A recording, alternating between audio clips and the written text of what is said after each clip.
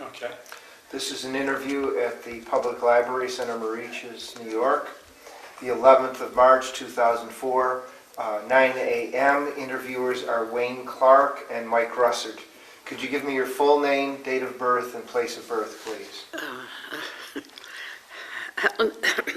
Helen Foley, Place of birth, and date of birth, Brooklyn, July 28th, 1918. Okay. What was your educational background prior to entering the service? I graduated high school and from the business course. Mm-hmm. Do you remember where you were and your reaction when you heard about Pearl Harbor? How did you hear about it? I was down on Main Street, Constitution Avenue in Washington, D.C. Everybody was out, and it was a mob scene, screaming, and you had to get away from it. You couldn't. I said it was too much. People were screaming and hollering and kissing one another. So I said, I have to get out of here. That's the end of the war. I want to get back, the end of the war. Do you remember about Pearl Harbor, where you were? Mm-hmm. And where were you when you heard about that? Some of the girls used to have a good cry all the time, yeah. Mm-hmm. It was very sad. Okay. We used to get the pictures in headquarters there. See, that was headquarters for the Marines there. And it was like, well, I don't know if you remember the old-time movie they'd have in the lobby, pictures. Oh, in the movie You could see it all there. We saw it that very day, or right after Iwo, where they put up the flag. Yeah. They would put it right there. It wasn't in color, though. It was black and white.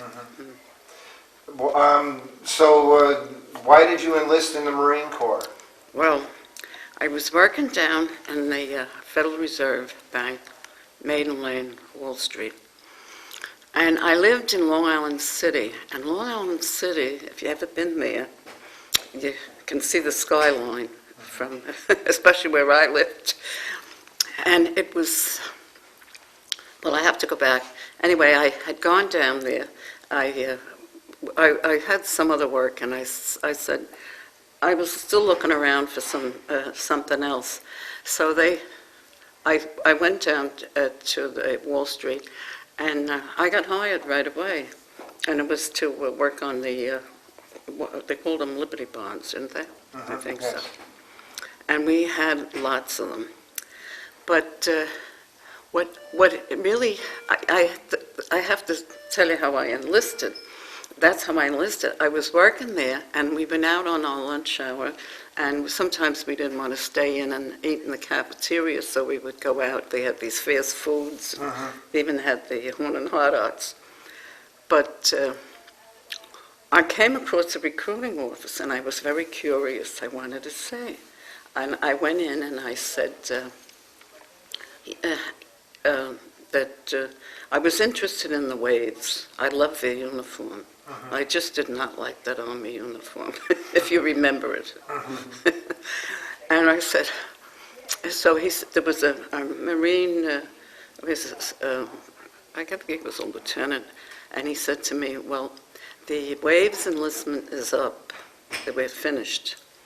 Would you consider the Marines? I said, the Marines? I never saw any woman Marines. So he said, well, anyway, I said, I don't know, I have to think about it. So I went back, I just didn't know, and I kept reading things in the paper for a week or so. All the time I was working down nearby, and I did go back finally, and I said, I was like, oh, you're not going to do it? You're not going to go? I said, well, I don't think I'll be firing a gun or anything like that. They were so shocked that, I was going to go, because I guess I was getting tired of those bonds, filing them and doing things. And one of the problems was I had to work nights, and then you had to get up the next day. And I have to put that, so where I lived, in the evening, you were trying to wash your stockings or something. Get ready, and they had, and you wanted to wash your hair sometime and blow it, and here you have to have lights out.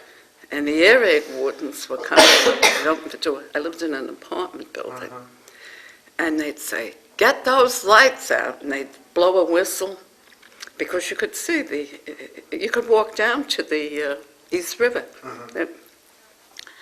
and that was a real headache. I say, I got to get up early in the morning. I have to take the L, and then I have to take the subway to go downtown. And in spite of the war, there was a lot of people. You got squashed before you got there. So I said, maybe it'd be good to really enlist. So that's what started me off. And that was it. And what struck me is funny. When I did go back and I was sworn in, he said to me, you can't go 60 miles out of New York, and your government property, and you have to, what was the other thing he said? You'll get your orders sometime.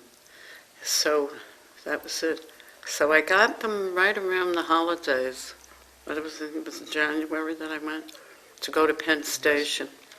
And when I got there, I was figuring, will I be the only one? But there was a whole lot of girls. And there was girls on the train that came down from Boston.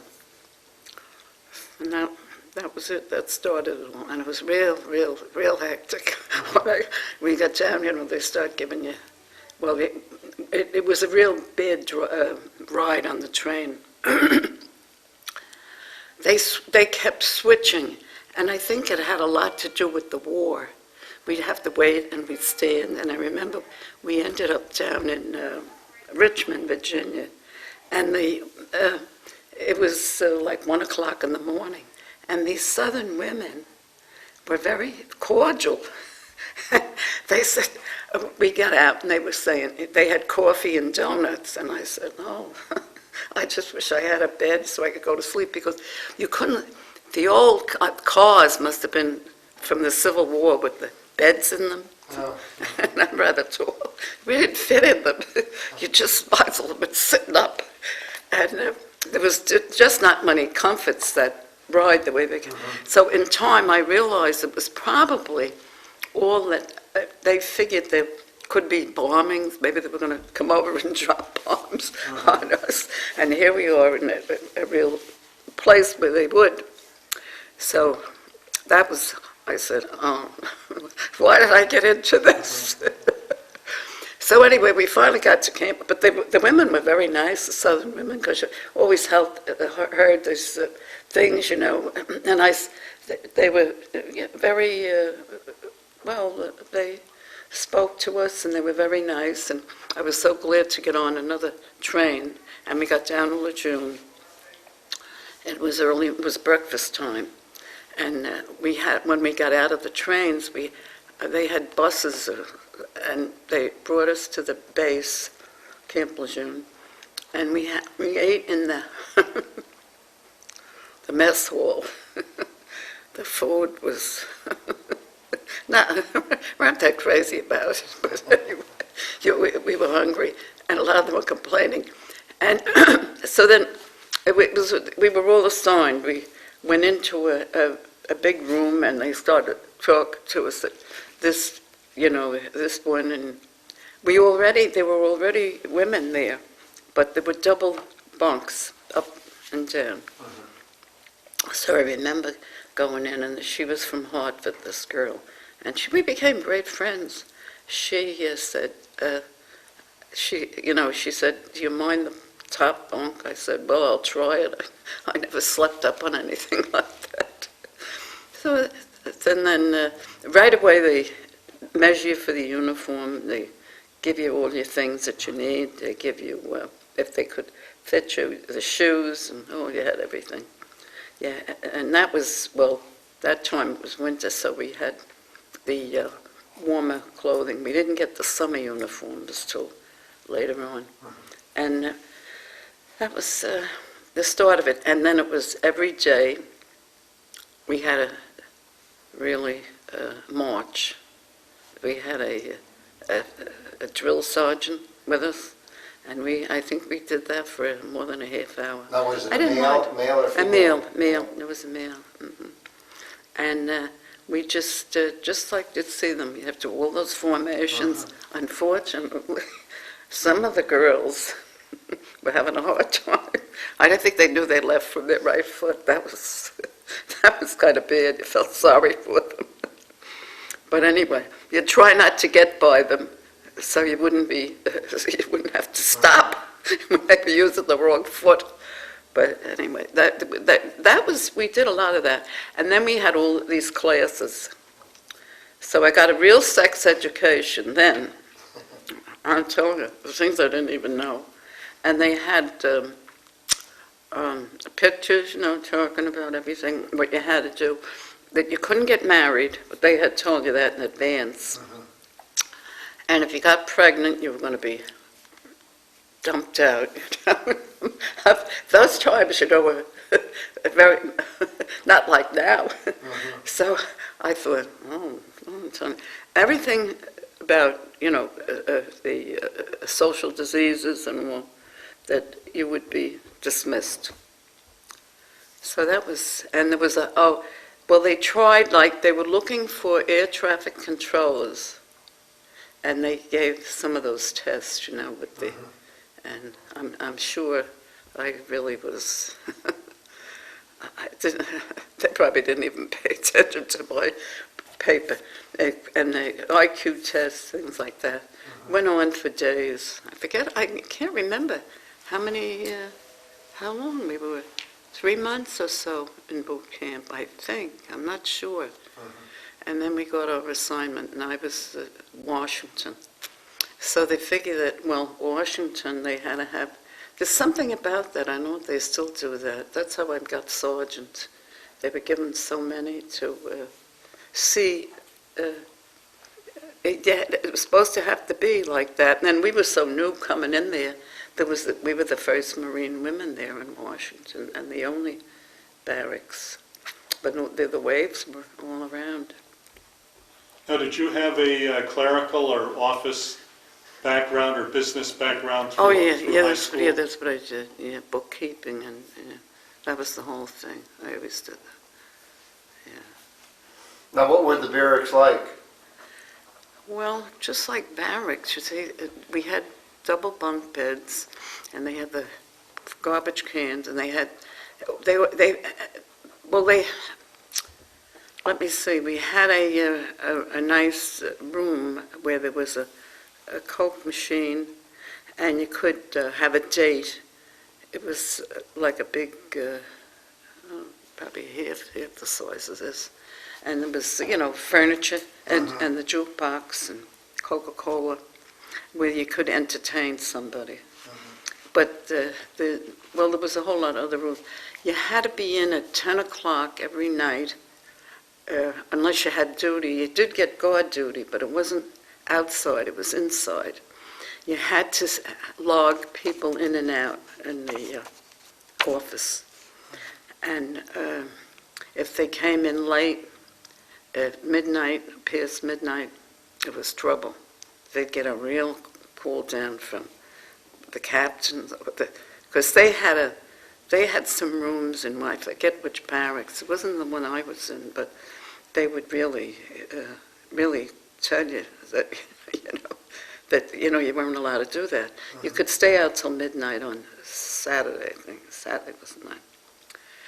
So we had a nice PX, a big auditorium. The USO came a couple of times. Did you see any well-known stars? Or? Not really. These were really, I'll tell you truthfully what happened. I'll never forget that. We had a chaplain. He must have been very religious. I never forgot that, because I came in and I didn't think, we just had a walk. It was right on what it was called the compound. It was right there. And we had a very small dispensary, one bed, and you'd come in and you'd say, do I fit in? Because I had something, one of the shots, I got such a high fever, I got so sick for a couple of days. I couldn't get out of bed, and the lieutenant came in, and I said, I don't know, I feel like I'm going to die. I never felt this sick. But I was always very healthy. So it worked itself out. I think it must have been one of the shots that I got. Though you got to have all Yes, that. right. We had a physical when we got down there, and they were jabbing you. You didn't have nothing to say about it. But we also had a nice laundry room. We had the gas dryers, can hang your things right in, you can wash your things. And it was very accommodating, considering that these things had to be put up in the, just like that, I'm sure. So we, and well, as I say, they had a list where you had to, in the office, what they call it, the company office, I forget what was the name of it. And once you got in there, once you had to read when you were assigned to, in the barracks duty, certain hours after dark, when everybody went to bed. There was they didn't want they didn't want to see two in a bed. And you had to go upstairs and downstairs around with a flashlight, and you had to see that, everybody was in, who was in, but you'd know with the log you had in the office. But I think that one of the things they had there was I'm trying to remember. I should have written more of this down. In the morning, also in the morning. Well, you only did that guard duty. It was like 2 hours. So if you were there by 5, it would start at 10 o'clock at night, because they would be, well, actually, no, it didn't. It started around 5 o'clock, 6 o'clock, because they wanted to go into town, they wanted to eat. I don't know why. We had marvelous chow, very good food. I said, I don't know. I said, this is the best I've ever eaten. But anyway, they did. They had some of the girls, they asked for volunteers. The men wanted to give up the mess. They would just take the garbage out because it was very heavy and it was very hard for them. So we'd have a couple of men used to come, and they'd take those big cans out. They were very hard to handle. And they said they wanted girls for the mess duty. The men weren't going to be there. And they volunteered. They were mostly Italian girls, and could they cook? I could cook like that then. But so it was, you had restrictions. Like, you couldn't always go out if you had that duty. And also, if you wanted to go home, you wanted a weekend pass, they only allowed so many. So you'd have to do it well in advance. You couldn't just say, well, I'm going home this weekend. They'd say, well, you can't go because the quota is gone. So if you were there, you did your 2 hours, and from, let's say, about 10 o'clock on till 5 o'clock, you had to blow the whistle, come out of the little office, blow the whistle in the squad room, and yell, hit the deck. And of course, it was a lot of girls. You got to get up, even if you don't want to eat. The lieutenant will be in here, or the captain. But it was very strict with things. We had, limitations. At the same time, though, it was very nice down in Washington. They had a very nice canteen, jukebox, could dance, loaded with service people. So I used to go down there a lot. And you dance. In fact, they used to take buses, and they used to take us to other things. We used to really go into Maryland and other places that were pretty far. It was a long ride. I gave up on it. When you'd get there was all the servicemen, and it was a dance, but it was so crowded. And I used to say, it's such a long ride, and a long ride back. What am I doing on this? I don't need this. I'd rather do this on a weekend. They would pick it on a Monday night, but we did go to other bases, can't remember the one there in Maryland, and it was a long, long ride. And that one I gave up on. But they made sure you had things like to do, you know, and that was, it was very interesting, and you could spend time in the cemetery. You could just walk down there, sit in, and they see them, they have the perpetual guard there. That was, but some of the girls started to sit on the graves because it was very cool. You know, it gets very hot in Washington, very humid, and the cherry blossoms were nice. But I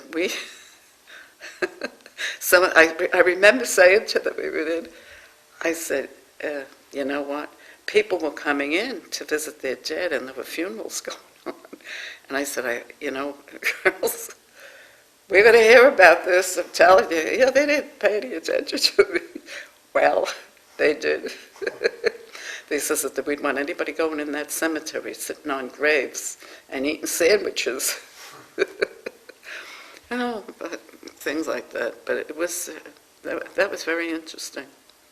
Saw a lot of sightseeing. So went around. It was very. My mother came down, and I took her. Well, they didn't do much of it. There was a tour bus, but people weren't sightseeing even around Easter and all when they'd come for the cherry blossom. You didn't have that, you know, because it was wartime. People didn't have their cars to drive, and they weren't I don't think there were that many tour buses. There weren't tour buses then. Now, what kind of duties did you do? What was your assignment, and what kind of duties did you do? First off, we had to do mess duty, but then they wanted volunteers. And even between the office work, you just have to you had so many days you had to get up. Now, what kind of office work did you do? Oh, it's mostly filing and typing, and we had the graphotype to do the metal. We kept those in a small file. They were very small, and they were metal. The offices, and there's something about that. There was a girl from California. She didn't know where any cities were in the United States. She just didn't know. And I remember saying to her, forget her name, I said, look, I didn't know that I knew geography that well, but I said to her, will you ask me where they are? I said, you're doing all these, you're typing on that graphotype. You're putting the offices in the file. And I said, that city is not in that state. And so anyway, that worked out, though. She'd always ask me after that. I'd say, I never thought of myself being good in geography, but I just seem to have to remember those. I don't know, they used to come to me where they'd say, some of them actually I really didn't hear of much, you know, but you could look it up. So that was, we wrapped effects, you know, they'd send some of the that died in the it was really very sad, you know, you'd have a wallet with money in it and things, and there'd be a letter from the commandant, and you had to mail that. That was the mail room. We had all kinds of tape and all paper, you know, to do it in, and that was it. That was part of, we had a big, like a post office. It was a post office, really. And we had a sergeant major, a big old fat man. And he was, I guess he was ready to retire, but I guess he had to stay on since we had the, the war came. Yeah, I never forgot him. Yeah. He used to always kid the girls.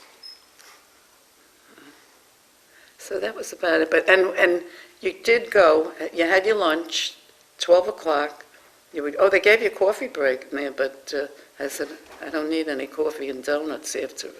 But some of the girls didn't want to get up. They wouldn't go for breakfast. I used to say, you don't know what you're missing. The food was good in the morning, too. And we just had to cross over the road, and because there wasn't that much traffic. There was a bus that used to come from Washington, and, you know, not many people had cars, and there was a shopping center in Virginia. We were on the lines there. Would drive you into, there's all the homes there now, I know, because I have a grandson that lives there. and they had a big department store, and they had restaurants and things, and that was about all. There wasn't a lot of traffic, you didn't have to think, oh, I can't, I'll never cross here. Because we did have a wide avenue to cross. And they always had a good lunch. And all the meals, we got fabulous meals. The fish, I never had such fresh fish in my life. And used to come right down from Boston. Really, the shrimp cocktails were delicious. Now, during the summer, did you ever get, the Women's Marines had a green seersucker? Yeah. You had I that? had it. Yeah, I had it. Yeah. My sister took them when I came home. I said, I don't want to see a uniform. That's it. Let me get out. I says, I really want to, go back to work. I went back to work, and I was working on they're like key punch, and you did the checks, things, canceling. So I did that. But not too long, maybe about a year or so. And I met my husband through a girl. She used to say to me, have I got a guy for you? Because I used to say all these, and I used to say these. In fact, there was one, she was a school teacher. We had a couple of school teachers in our barracks, and they lived in small towns, and I guess they were probably much older than I was, but it was hard to say. You couldn't say they looked young, but I think they were much older. And I think they couldn't get married there, and they figured they'd meet somebody. And so they did, some of them. But I remember the one she said to me, look, she said, I'm very tired. I don't feel like going out tonight. You can see this. He was he was in the Navy, like an ensign or something. She says, he's so good looking. I said, that's not worrying about. I said, I'll tell him you're not ready to go, but I'm not going with him. Because she was, I wasn't like her, I know. So I went, he was real good looking. I went to you come in, you can come right in the barracks, and they go into that, it was like a recreation room, we had the, what do you call it, jukebox, it was a jukebox, and you could get Coke, and you could sit there, you could read. And I told him, I said, she's indisposed, she doesn't want to go out tonight. And I went fast before he'd say to me, well, you want to go with me? And I figured, I'm not going. But anyway, now you had to be careful. You could get into a lot of trouble. Now you mentioned here you gave blood during the Yeah, war also. I gave blood almost every month or 6 weeks. They had they set up down in Fort Myers was there.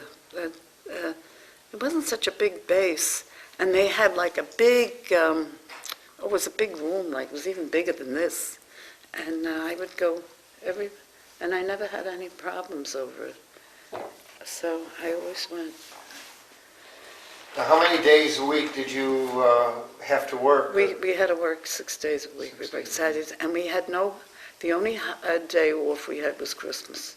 We worked Thanksgiving, but we had a fabulous dinner. Those girls, they made those, the first time I ever tasted pecan pie, and they did those yams. Oh, did they cook? The food was something. But strangely enough, there were some girls, I don't know. I remember one, she was a vegetarian. She didn't know one meat from the other, and she didn't seem to find anything that great. And some of them used to go out and look for hamburgers, and I say, you know what you're getting? You're getting horse meat. They didn't have any meat like that. They had there weren't a lot of, there weren't fast food. You'd find a little wooden shack on a road, and I'd say, no, they'd want to eat this stuff. And they wouldn't, I think that was very strange. I don't know. No, you didn't have to pay for your meals, did you? No, everything was, this was. And they had to pay for them. But we got we got a little, I don't know, what we got, $25 a month or something like that. It was very little. But just pay for your fare. It didn't go. Washington's an expensive area. Even, living outside, because when I had my mother come down, we, instead of they had put up, there were 2 modern hotels at that time, starting with the glass and the plastic, but I was able to, they have these southern homes, that are upstairs, and they have the basement, and they have that nice furniture. They're very, I forget what they call those homes, but that's where she stayed when she came down, because she came for a weekend. And I stayed there with her. And it was, very reasonable. You didn't have to, but of course you didn't have food or anything. You had to go out to eat. But that was, I probably covered it a great deal. I kept them with a lot of girls, but ultimately, I guess they didn't, as I say, my husband passed on. He was very sick for a long time. Now, you had this picture in with the things. Yeah, that's my summer uniform, yeah. The white. Now, if you could hold it up, Wayne can focus on it there. You can hold it right there. Hold it back. Back toward you a little bit more. Otherwise, now, when was that taken? Do you remember? Oh, gee. Most of the pictures were done early on when I was there. I wasn't even there a year. So somewhere in 43, 44, somewhere in there. Okay, got it. Because they came around, the photographers, and I said, I was saying, what do we want these for? I didn't even want them. And it's this girl, I really liked her, but I lost track of her. I know what happened to her. She was a wild one, though. She put the makeup on. She said, you got to have the makeup on. Come on, Helen, come on. Well, they used to call me Fitz by my last name. They didn't call me Helen. And even all I have, the writings, I have the book here.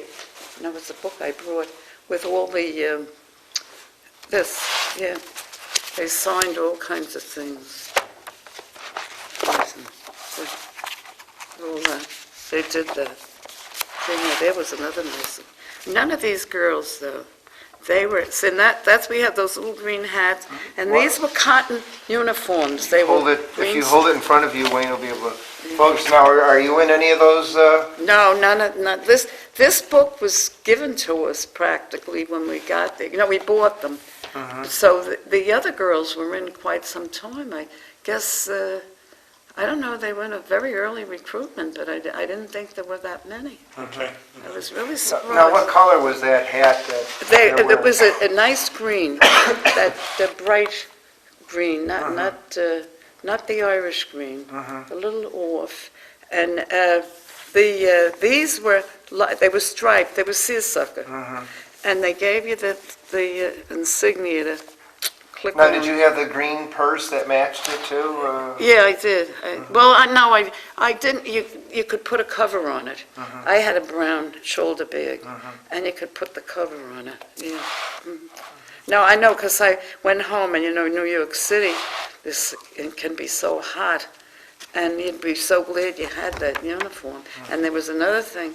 They said you had to wear stockings. Oh, I said, not in Washington, not in New York. It's so hot.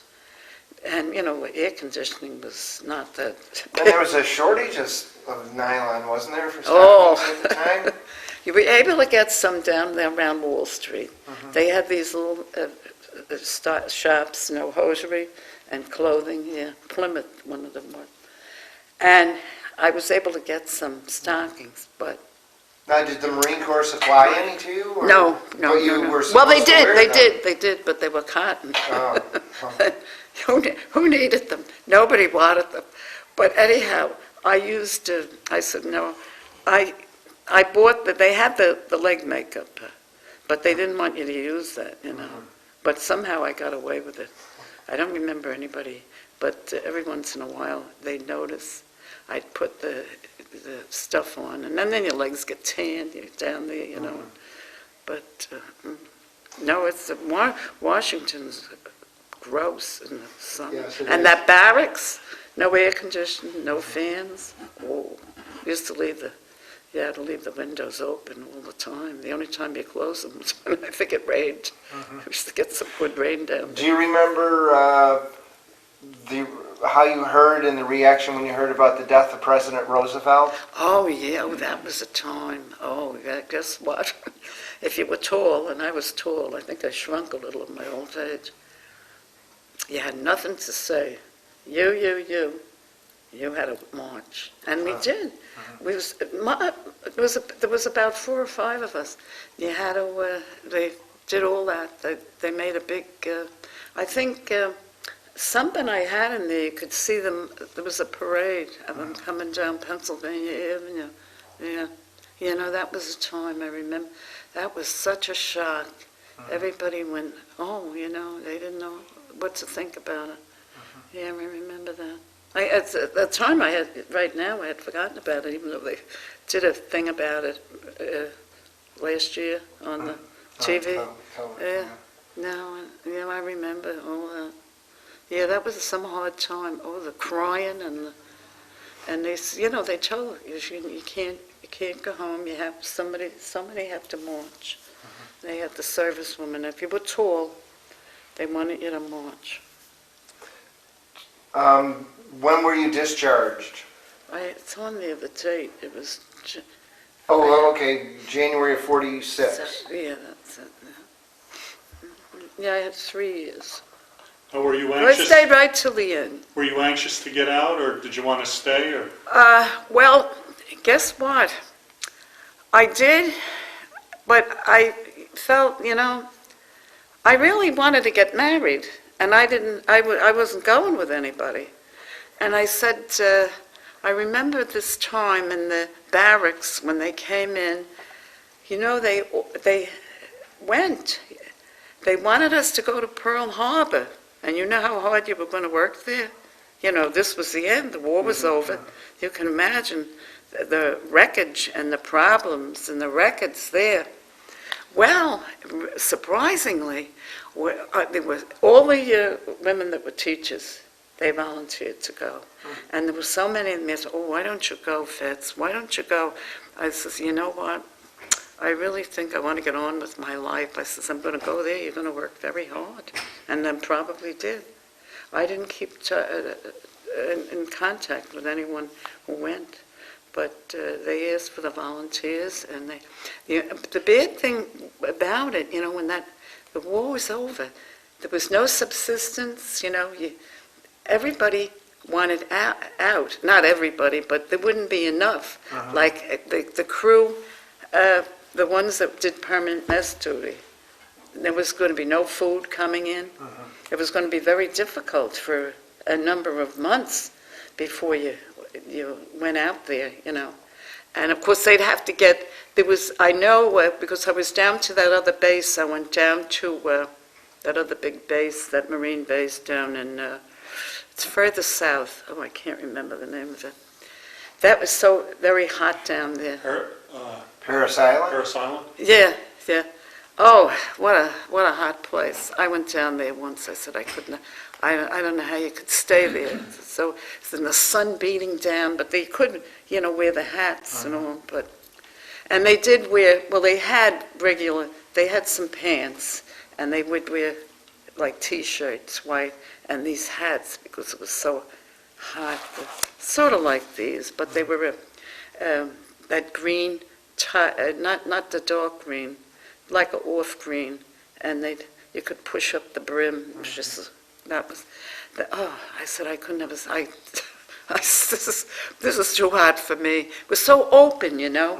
There's like a big airfield there too, and all in between the ones that wanted different. They were girls that wanted to be air traffic controllers, and they gave tests on that, and they were mostly Californians, and you know they didn't like the East Coast. They wanted to go back to California, and there was a few of them did. They made it.